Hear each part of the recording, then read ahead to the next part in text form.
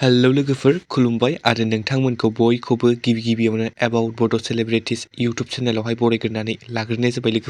लोगोफोर नोंथांमोननि गेजेराव फैलायबाय आं दायो गोदान मोनसे आपकामिं बड' मिउजिक भिडिअनि सायावहाय आपडेट्स लानानै लोगोफोर बे आपकामिं बड' मिउजिक भिडिअनि टाइटेला मा आरो बेयाव जों सोरखौ फाव खालामनाय नुनो मोनगोन आरो बबे प्रडाक्शन एबा इउटुब चेनेलावहाय नुनो मोनगोन लोगोफोर मिथिनो थाखाय नोंथांमोना भिडिअखौ जोबजासिम नायलांदो लोगोफोर बे आपकामिं बड' मिउजिक भिडिअनि टाइटेलानो जाहैबाय दाहोना रुवाथि ओमफ्राय लोगोफोर बे मिउजिक भिडिअ जों गाहायै फाव खालामनायखौ नुनो मोनगोन दायो जाखांफुनाय बर'नि मुंदांखा मेथाइ रोजाबगिरि आरो नोंथांमोननि बयनिबो फेभरेट जेसि नार्जारी बिथांजों लोगोसे फैसालि गयारी बिथांखौ आरो बे मिउजिक भिडिअनि मेथाइखौ रोजाबदों जेसि नार्जारी बिथाङानो डाइरेक्शन एन्ड करिय'ग्राफि खालामदों सोरां बसुमतारी आरो बाबुला बर' बिथां आरो बे मिउजिक भिडिअनि डिअपिखौ होदों सान बर' बिथां ओमफ्राय लोगोफोर बे मिउजिक भिडिअखौ जोङो जेसि नार्जारी बिथांनिनो इउटुब चेनेलावहाय नुनो मोनगोन ओमफ्राय लोगोफोर नोंथांमोना सोर बे मिउजिक भिडिअखौ नायनो थाखाय दानिफ्रायनो एक्साइटेड जानानै दं कमेन्टआव खोन्थाहरनो दाबावदि लोगोफोर आरो नायनो थाखाय एसे नेनानै थादो लोगोफोर आसा खालामो दाहोना रुवाथि आपकामिं बैसागु मिउजिक भिडिअखौ जेसि नार्जारी बिथाङा थाबैनो आपल'ड खालामगोन